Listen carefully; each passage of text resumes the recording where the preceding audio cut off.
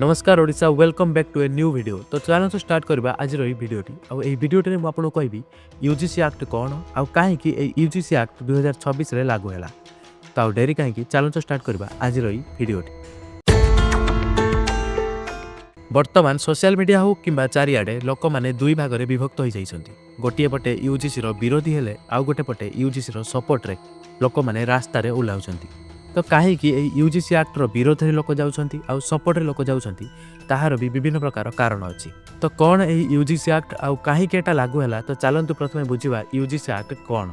तो कौन एही यूजीसी एक्ट एही एक्ट रो कौन अछि नियम आउ कहीं लोक माने याको विरोध करूछन्ति आउ सपोर्ट रे ओलाउछन्ति।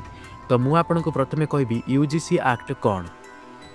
यूजीसी हेउछि यूनिवर्सिटी जी एंड कमिशन जो गोटे यूनिवर्सिटी किपरि भाबे चलिबो आ पिला मानकर सुविधा पाई एही एक्ट प्रचलित होइतिला।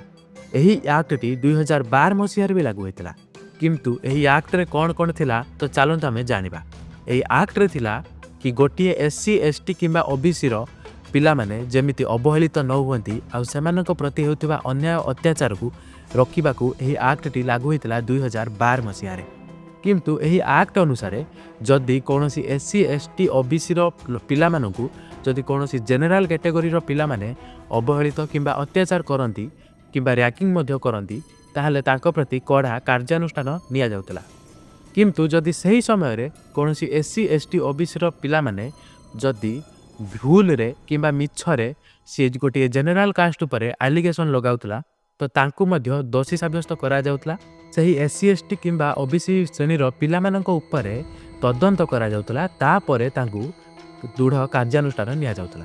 किंतु वर्तमान 2026 रे जो यूजीसी एक्ट आसीछि एबे लागू होबा को जाउछि तो सेथिरे कोन हेछि ना सेथिरे जदि जणे एससी एसटी किंबा ओबीसी वर्गर पिला गोटे जनरल कैटेगरी उपरे मिछरे एलिगेशन लगेइबो ताहार तदंत कले जदि जणा भी पड़िबो से एलिगेशन मिछ ताहले तांको उपरे कोनोसी कार्यानुष्ठान निया जीव नाही। प्रायतः किछि लोक माने भाबुथुबे वर्तमान समय रे वर्ण वैषम्य एवं जाति प्रथा प्रचलित हेउनी। किंतु किछि स्थान रे एभली मात्रा रे यह प्रचलित हेउछि कि कोनोसी एक स्टूडेंट रो जीवन मध्य चली जाउछि।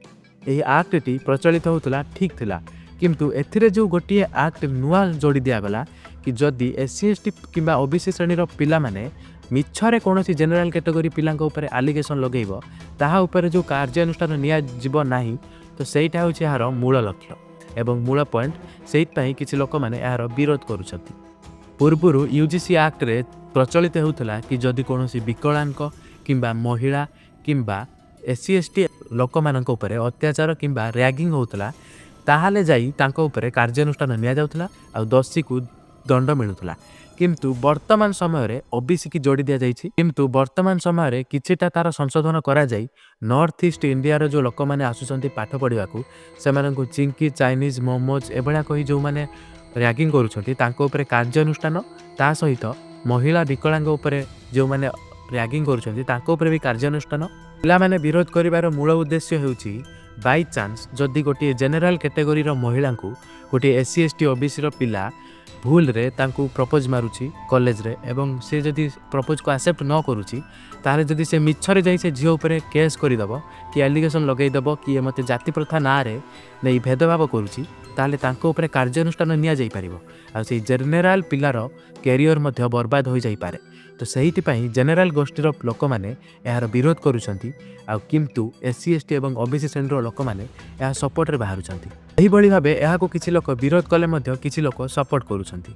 सपोर्ट करिवार भी उद्देश्य अछि काहे कि ना जदि एही बिल को गृहीत न हैला एवं एहा लागू न हैला तो एससी एसटी एवं ओबीसी श्रेणीर पिला माने अत्याचार और रैगिंग रे शिकार हेई पारंती। अनेक पिला माने एभली मध्य अछंती जनरल कैटेगरी रो होई मध्य से रैगिंग रो शिकार होउछंती। ता माने नुहे जे से माने जाति भेद सह जड़ित एवं ता सहित वर्ण वैषम्य को से माने सपोर्ट करूछंती। एही भली भाबे देखिबाकू गले केते प्रकार जनरल पिला माने जो मानकर मार्क अधिका थिला सत्वे भी से माने रिजर्वेशन ना रे चाकरी पाई पारु नाहंती जहा फल रे से माने सुसाइड करूछंती। एहा भी कारण होई थाई पारे। एही सब देखिबाकू गले ओडिसा रो मुख्यमंत्री सह भारतर राष्ट्रपति मध्य एसटी कास्ट रे आसुचंती जहा फल रे सेमानकू कोन जाति भेद करा जाउची। जदि एही एक्ट टी लागू होई जिवो ताहाले गोटे जनरल वर्गर पिला मानक ऊपर भय आसी जिवो जो माने कि किछि भी कहिबाकू भी डरिबे ଆଉ ବିଶ୍ୱବିଦ୍ୟାଳୟରେ ସେମାନେ ପଢ଼ିବାକୁ ମଧ୍ୟ ଡରିବେ। କାହିଁକିନା କୌଣସି ଜାଗାରେ ଯଦି SC ST ପିଲାମାନେ ତାଙ୍କ ଉପରେ ଫେକ୍ ଏଲିଗେସନ୍ ଲଗାଇ ଦିଅନ୍ତି ତାହେଲେ ତାଙ୍କ କ୍ୟାରିୟର ବର୍ବାଦ ହୋଇଯିବାର ଆଶଙ୍କା ରହିଛି। ଏହିସବୁ କରାଉଛନ୍ତି ନେତାମାନେ ଯେଉଁମାନେ ଉପରେ ବସି କେବଳ ମଜା ନେଉଛନ୍ତି। ଆଉ ପୂର୍ବରୁ ସେମାନେ ମୁସଲିମ ହିନ୍ଦୁ ବିରୋଧ କରୁଥିଲେ, ଏବେ ସେମାନେ ହିନ୍ଦୁ ହିନ୍ଦୁ ମଧ୍ୟରେ ବିରୋଧୀ କରିଦେଉଛନ୍ତି। ଯାହାଫଳରେ ସେମାନେ ନିଜ ପିଲାଙ୍କୁ ପାଠ ପଢ଼ିବା ପାଇଁ ବିଦେଶକୁ ପଠାଇ ଦେଉଛନ୍ତି, ଯେଉଁଠାରେ କି ଜାତିଭେଦ ଏବଂ ବର୍ଣ୍ଣବୈଷମ୍ୟ ନାହିଁ, କିନ୍ତୁ ସେମାନେ ଏହି ସ୍ଥାନରେ ଏଠାରେ ଜାତିଭେଦ ଏବଂ ବର୍ଣ୍ଣବୈଷମ୍ୟ ସୃଷ୍ଟି କରାଉଛନ୍ତି, ଯାହାକି ଆଜିର ଜନତାଙ୍କୁ ଜାଣିବାକୁ ହେବ ଆଉ ବୁଝିବାକୁ ହେବ। ପ୍ରଥମେ ତ ଭୋଟ ପାଇଁ ହିନ୍ଦୁ ମୁସଲିମ କରାଉଥିଲେ, କିନ୍ତୁ ବର୍ତ୍ତମାନ ସେମାନେ ହିନ୍ଦୁ ହିନ୍ଦୁଙ୍କ ମଧ୍ୟ ଭିତରେ ସେମାନେ SC ST OBC ଜେନେରାଲ 4ଟି କ୍ୟାଟେଗୋରୀରେ ବିଭକ୍ତ କରିସାରିଲେଣି। ବର୍ତ୍ତମାନ ବୁଝିବାକୁ ହେବ ଗୋଟିଏ ବିଶ୍ୱବିଦ୍ୟାଳୟରେ ଯଦି ପିଲାଙ୍କ ମାଇଣ୍ଡରେ ଏହିସବୁ କାର୍ଯ୍ୟକଳାପ ଗୁଡ଼ିକ ଭରି ଦିଆଯିବ ତାହେଲେ ସେମାନେ କ'ଣ କରିବେ? 2ଟି ଦଳରେ ବିଭକ୍ତ ହୋଇଯିବେ। ଗୋଟିଏ ପଟେ SC ST OBC ଆଉ ଗୋଟେ ପଟେ ଜେନେରାଲ ପିଲାମାନେ ନିଜ ନିଜ ଭିତରେ ମାରପିଟ ଏବଂ ଗୋଷ୍ଠୀ ସଂଘର୍ଷ କରିବେ, ଯାହାକି ସରକାରଙ୍କୁ ଦୃଷ୍ଟିଗୋଚର କରିବାକୁ ହେବ ଏବଂ ଏହି ନିୟମକୁ ସେମାନେ କିଛିଟା ପରିବର୍ତ୍ତନ କରିବାକୁ ହେବ। ଯଦି ଏହି ଆକ୍ଟରେ ସମସ୍ତ ଅସାମାଜିକ କାର୍ଯ୍ୟକଳାପକୁ ବିରୋଧ କରାଯିବ ତାହେଲେ ଯାଇ ଏହି ଆକ୍ଟଟି ସୁପରିଚାଳିତ ହୋଇପାରିବ। କିନ୍ତୁ ଯଦି ଏହି ଆକ୍ଟରେ କୌଣସି ପ୍ରକାରର ଭେଦଭାବ ରହିବ ତାହେଲେ ଏହି ଆକ୍ଟଟି କାମ କରିପାରିବ ନାହିଁ। ଆଉ ଜେନେରାଲ କ୍ୟାଟେଗୋରୀର ପିଲାମାନେ ସବୁବେଳେ ଫସିବେ ଆଉ ସେମାନଙ୍କର କ୍ୟାରିୟର ନଷ୍ଟ ହୋଇଯିବ।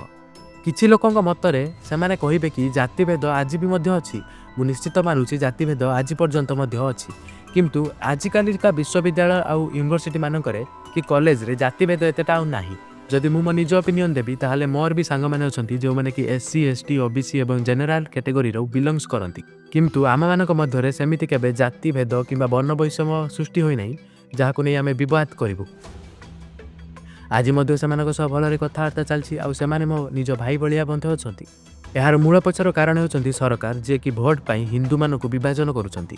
SC ST OBC ଆଉ ଜେନେରାଲରେ ସେମାନେ ହିନ୍ଦୁମାନଙ୍କୁ ସେପାରେଟ୍ କରୁଛନ୍ତି। ମାଇନରିଟି ଆଉ ମେଜରିଟି କରି ସେମାନେ ମେଜରିଟିରୁ ଭୋଟ ଗୁଡ଼ିକୁ ସଂଗ୍ରହ କରିପାରିବେ।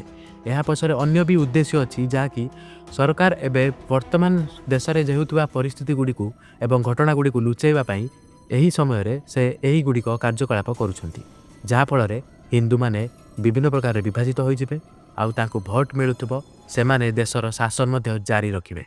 ଆଇ ହୋପ୍ ବୁଝିଲା ବାଲା ଠିକ୍ ବୁଝି ସାରିଥିବେ। ଭିଡ଼ିଓଟି ଭଲ ଲାଗିଲେ ଭିଡ଼ିଓକୁ ଲାଇକ୍ ଆଉ ଚ୍ୟାନେଲକୁ ସବସ୍କ୍ରାଇବ୍ କରିବେ। ଧନ୍ୟବାଦ। ଜୟ ଜଗନ୍ନାଥ।